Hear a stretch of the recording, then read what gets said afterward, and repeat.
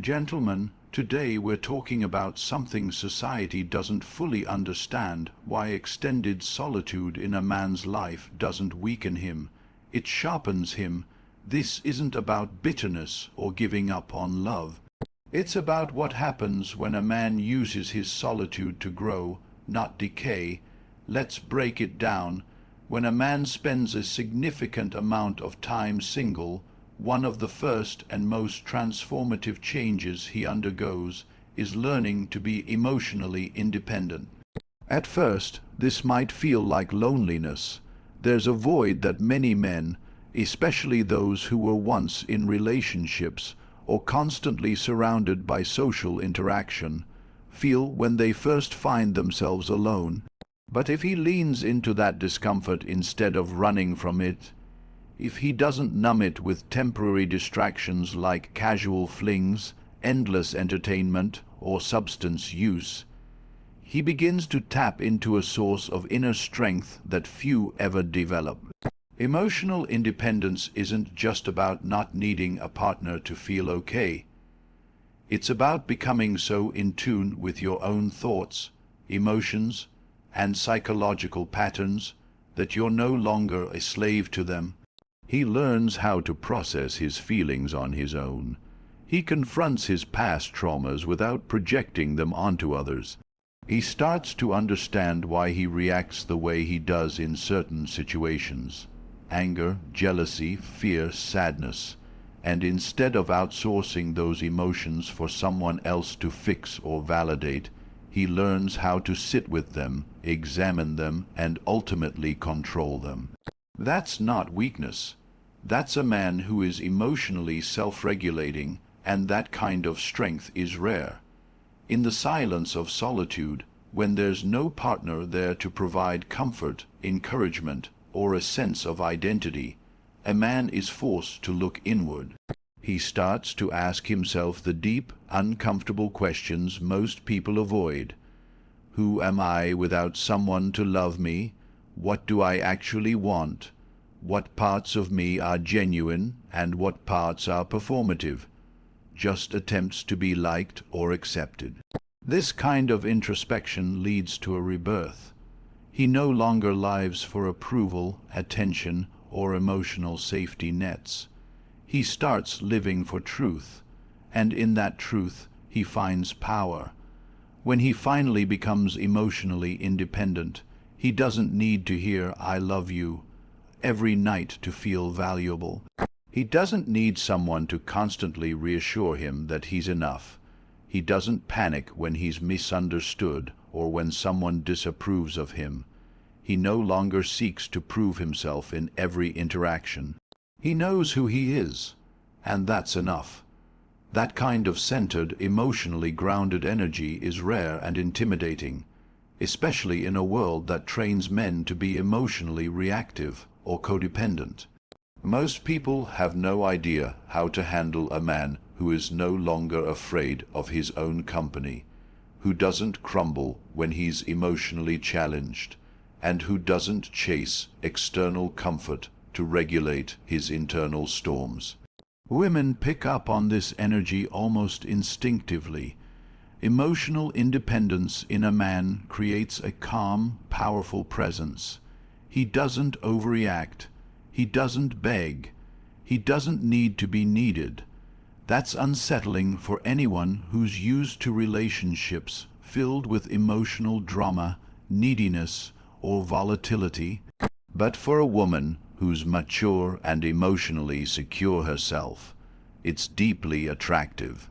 And for those who thrive on manipulation or emotional control, it's a nightmare, because nothing is more threatening to that dynamic than a man who can walk away at any moment, not out of bitterness or arrogance, but because his peace is more important than validation.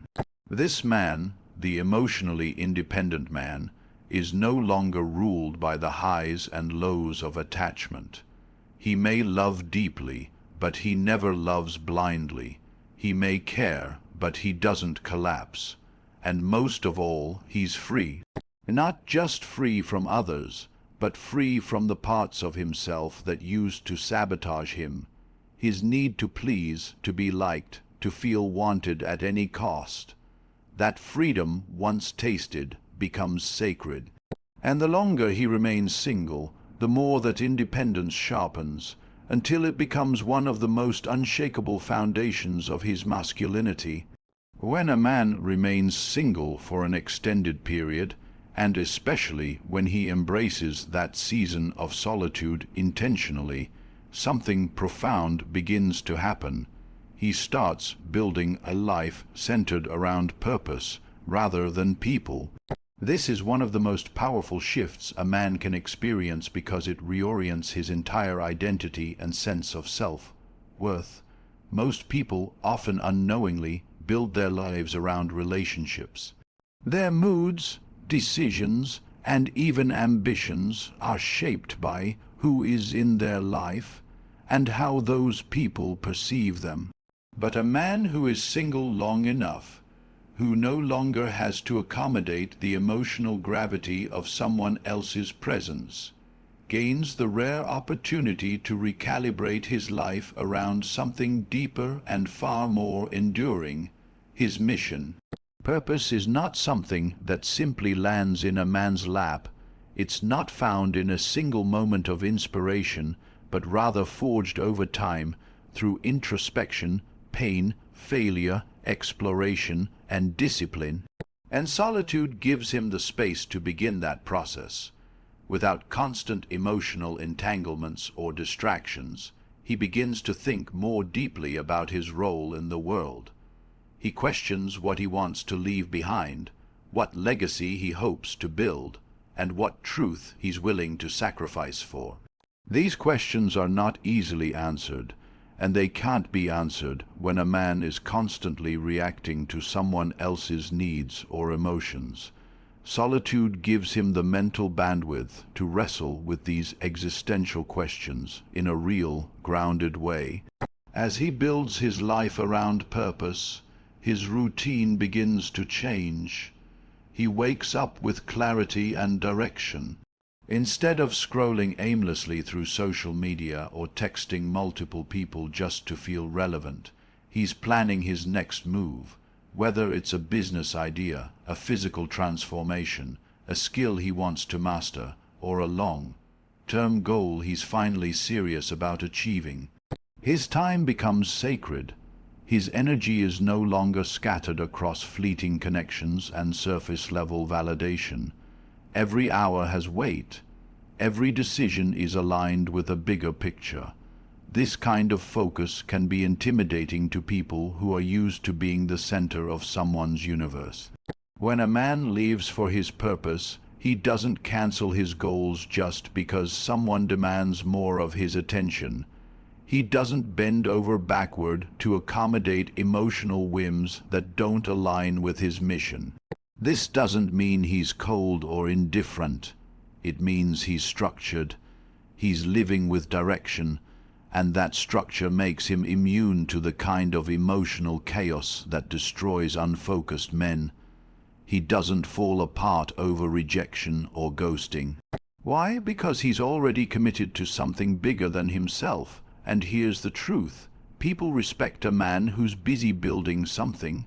It may frustrate them, it may challenge them, but it commands a level of admiration that no amount of charm or good looks ever could.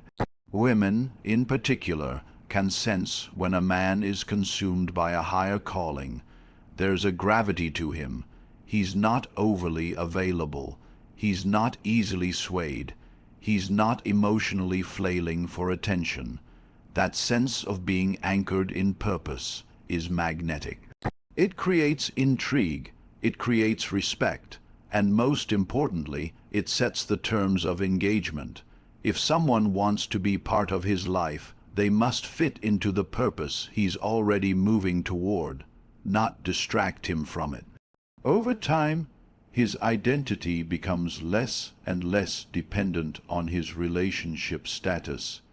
He no longer thinks, "I'll be happy when I find the right person." That's not his timeline. His happiness isn't delayed, it's active. He wakes up fulfilled, not because someone loves him, but because he's chasing something meaningful. That's where true confidence comes from. Not fake bravado, not surface-level swagger, but the quiet, unshakable knowledge that you are doing exactly what you're meant to be doing, regardless of who recognizes it or not. And the longer he walks this path alone, the more resilient he becomes. Life throws distractions, temptations, and emotional traps in his way, but he sidesteps them, not out of fear, but because he's laser-focused. He doesn't chase, he doesn't beg, and he doesn't compromise his values for temporary comfort. Purpose becomes his compass. And when a man builds his life around that, he becomes virtually untouchable, not because he's heartless, but because his heart is committed to something far greater than himself. When a man remains single for an extended period, one of the most powerful shifts that occurs within him is the development of discernment. He becomes highly selective, not desperate. This transformation isn't about arrogance or being overly critical. It's about finally understanding his value on a deep, unshakable level. Early in life or in earlier relationships, many men approach dating from a place of emotional hunger. They want to be chosen, to feel wanted, to be loved, and there's nothing inherently wrong with that. But when a man is single long enough to break free from the compulsion to chase companionship, he begins to realize that not every connection deserves his energy. He stops settling, not because he thinks he's better than everyone, but because he finally knows what he brings to the table and what it costs to share that with the wrong person. This shift in mindset leads to a redefinition of what he's even looking for. When he was younger or less experienced, attraction may have been enough. Physical beauty, surface-level charm, or temporary chemistry might have been all it took to spark interest. But time alone gives him the clarity to look beneath the surface.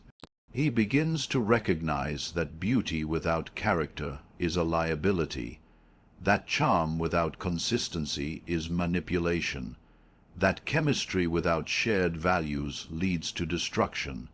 So he stops wasting time on connections that don't align with his deeper truth.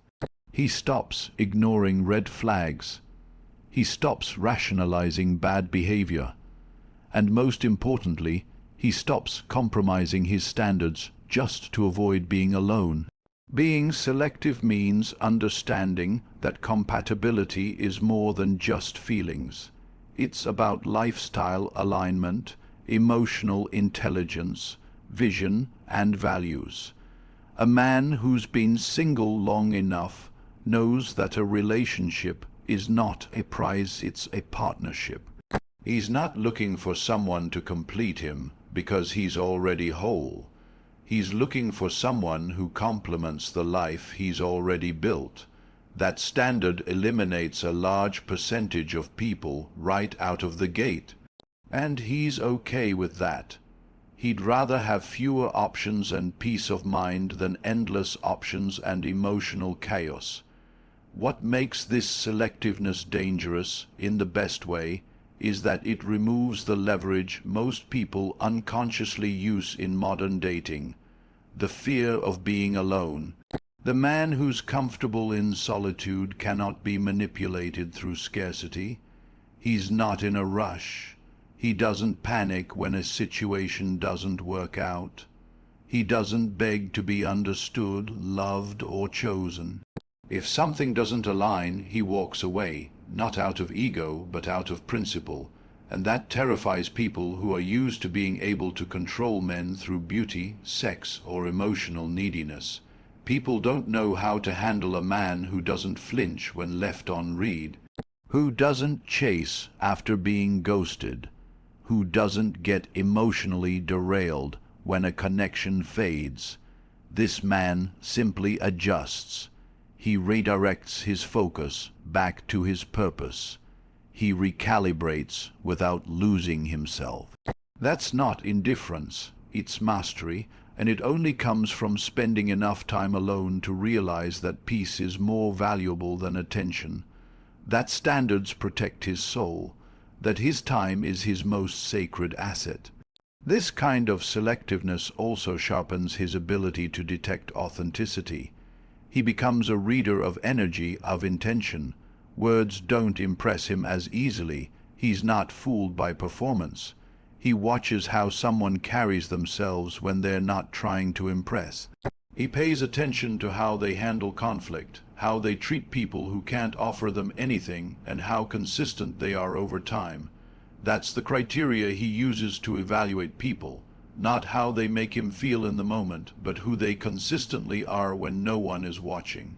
And the beauty of this transformation is that once a man reaches this level of discernment, he becomes nearly impossible to fool.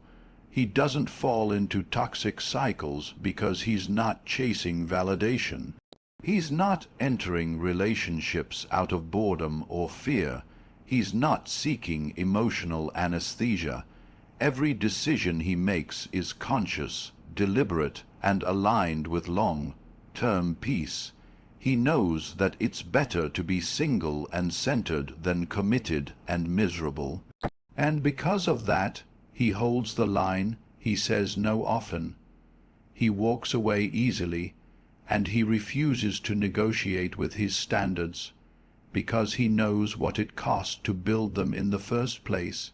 When a man remains single for a long period, especially one spent in intentional solitude rather than unconscious isolation, he inevitably begins to master self-control and discipline. This is not something that happens overnight.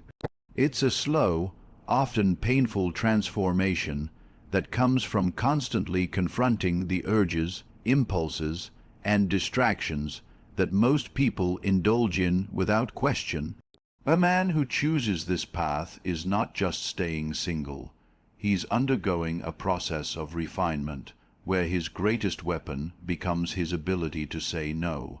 And in a world that rewards instant gratification and punishes restraint, that ability becomes incredibly rare and dangerously powerful.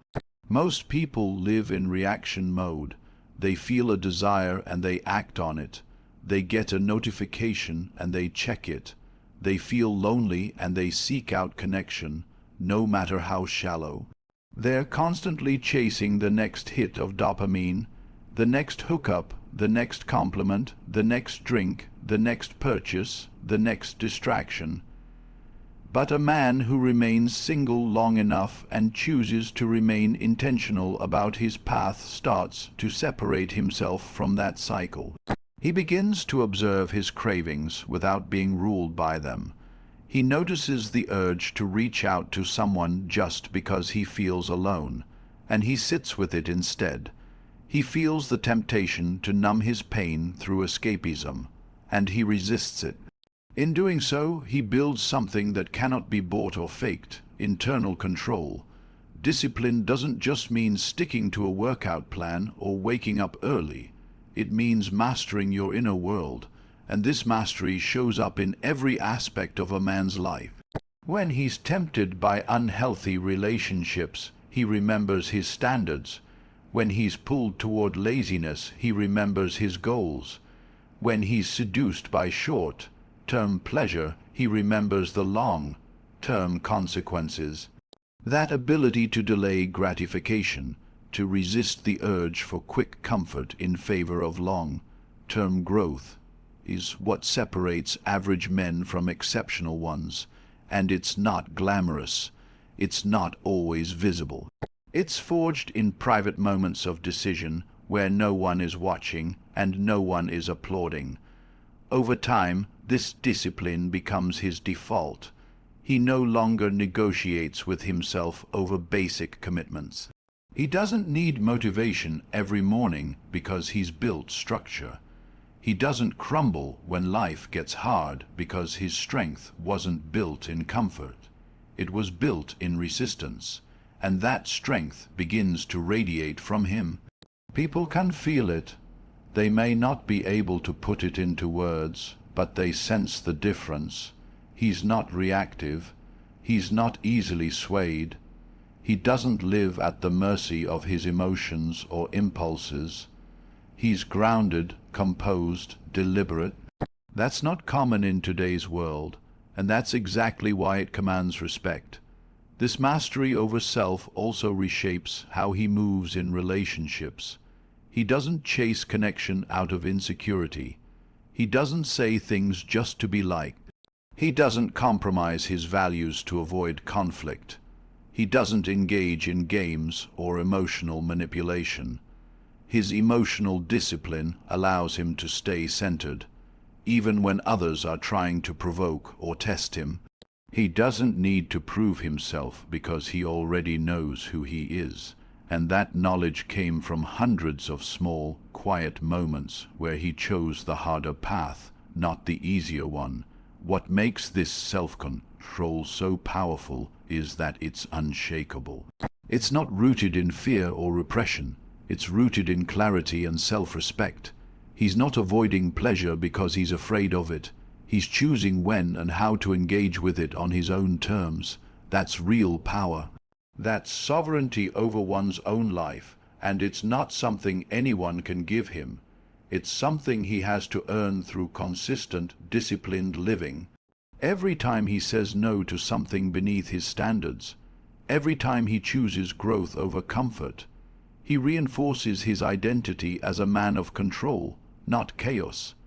And this discipline starts to spill into everything. His finances become more structured, his health improves, his circle of friends gets tighter, more aligned, his environment becomes more ordered. He stops tolerating the kind of distractions and dysfunction that used to feel normal. He begins to build a life that reflects his inner discipline, a life of intention, of clarity, of quiet power. Because when a man masters self-control, the world no longer controls him. His cravings, his past, other people's expectations, none of it owns him anymore. He becomes his own master, and that changes everything. When a man remains single long enough, especially while focused on growth and inner development, he naturally sharpens his ability to observe human behavior with clarity and detachment. He begins to see people, not just through the lens of attraction or emotional longing, but through the lens of truth. He develops a deep psychological awareness that most people never access because they are too caught up in the noise of constant interaction and emotional dependency. This period of solitude acts like a mirror, reflecting back not only his own patterns, but also the patterns of others. He becomes a student of character, not words. A man who has been single long enough learns to read people, what motivates them, what wounds drive them, what masks they wear, and this discernment becomes one of his greatest assets. At first, this awareness can be overwhelming. He starts to notice how much of what people say is actually rooted in insecurity or manipulation. He sees how many relationships operate on unspoken agreements of codependence, transactional affection, and emotional avoidance. He becomes acutely aware of the difference between authenticity and performance. Where once he might have been seduced by charm, by flattery, by surface-level compatibility, he now digs deeper. He's no longer impressed by a curated personality or a pretty face. He wants to know what's behind the mask. What drives this person? Are they self-aware? Are they emotionally grounded? Are they capable of accountability? These are the questions he asks, not out loud, but internally, as he silently assesses who deserves access to his inner world. This level of insight doesn't come from bitterness or cynicism. It comes from presence. He has spent so much time with himself, observing his own thought patterns, unpacking his own traumas, analyzing his own behaviors, that he can now spot the same things in others without even trying. He sees when someone is projecting. He notices when someone is seeking validation instead of connection. He understands when someone is trying to control through guilt or silence. He doesn't need to argue. He doesn't need to expose them.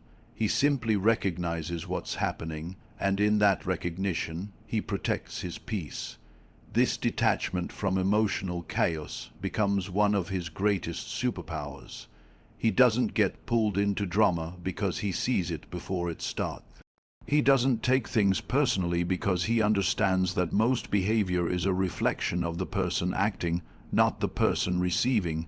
He watches how people treat others, not just how they treat him.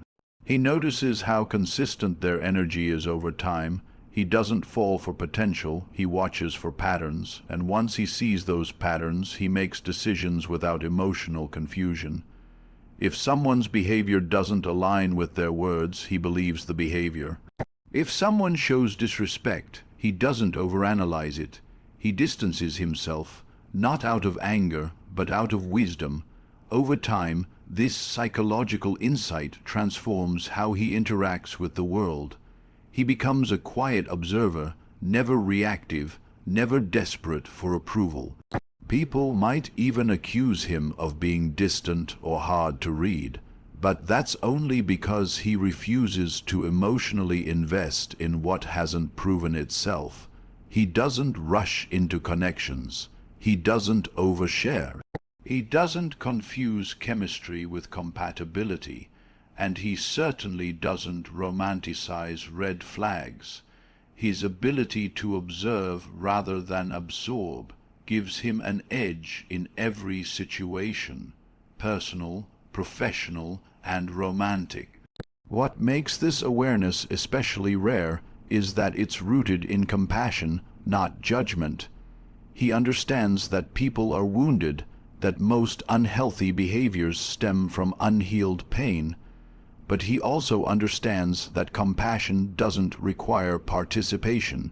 He can care from a distance. He can empathize without enabling. He's not in the business of fixing people anymore. He's in the business of protecting his peace. And to do that, he trusts what he sees. Not just the image someone projects, but the truth their behavior reveals. This skill becomes invaluable. It saves him from heartbreak. It saves him from wasted time. It saves him from emotional entanglements that drain his energy and distort his purpose. He no longer seeks to be understood by everyone because he knows that most people don't even understand themselves. He doesn't need to be liked by the masses because he values alignment over popularity. And as he sharpens this ability, his standards rise even higher, not out of pride, but because he realizes that peace, truth, and emotional stability are non-negotiables in his life. He refuses to sacrifice them for the illusion of connection. When a man remains single long enough, he inevitably discovers that peace becomes his default state, and once that happens, chaos becomes intolerable.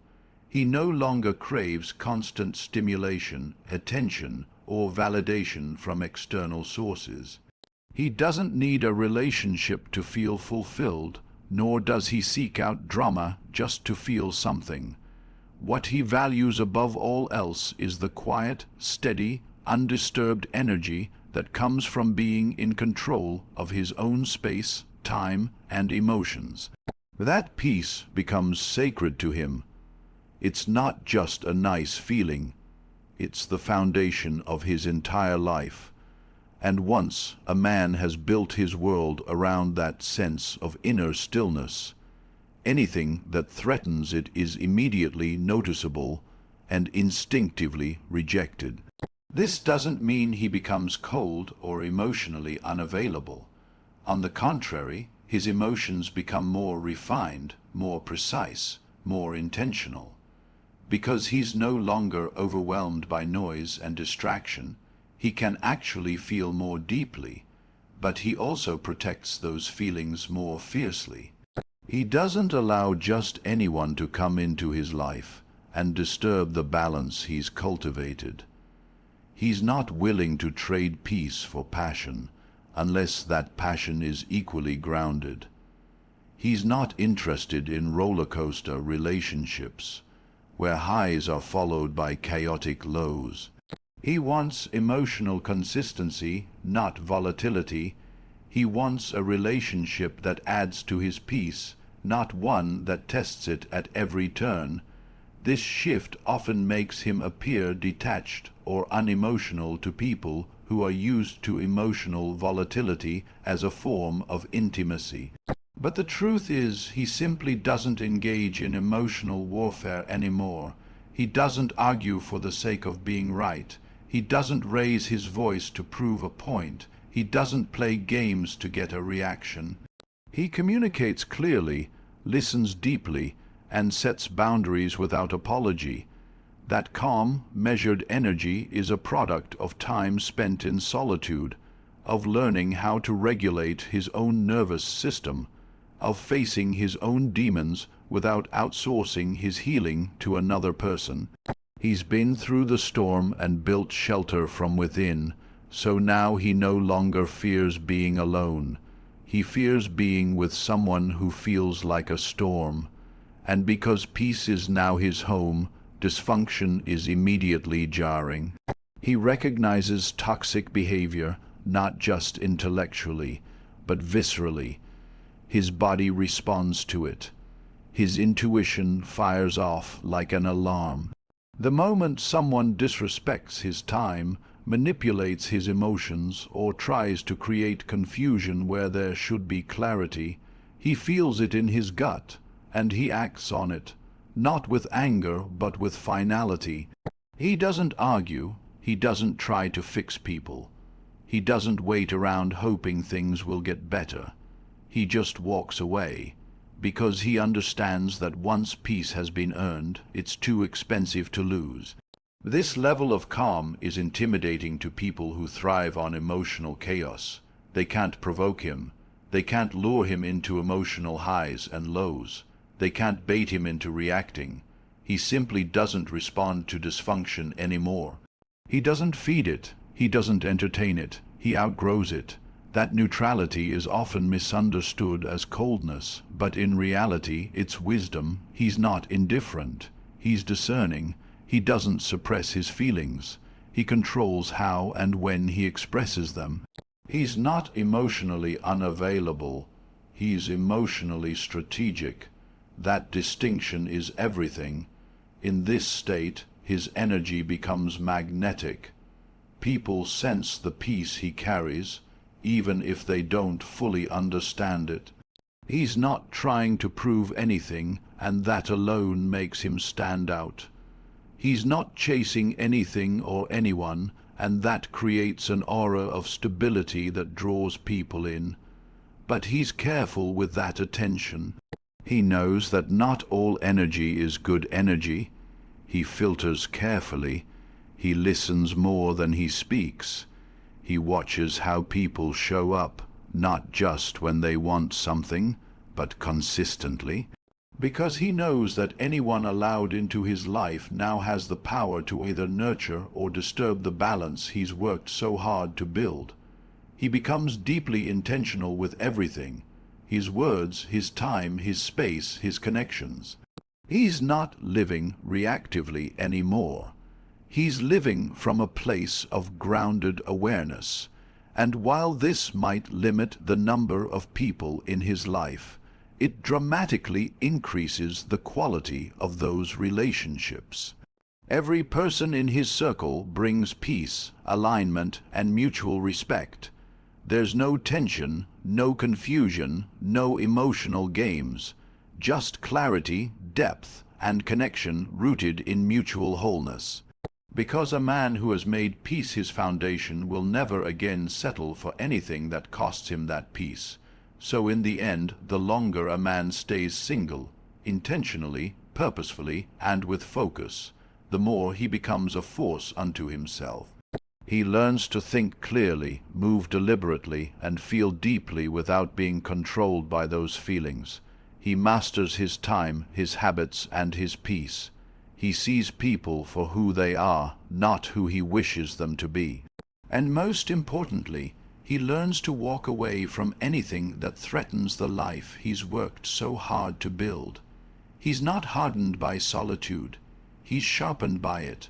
And when he finally chooses to let someone into his life, it's not out of need or fear of being alone. It's out of power, clarity, and the desire to share his peace, not surrender it. That kind of man isn't just single, he's sovereign.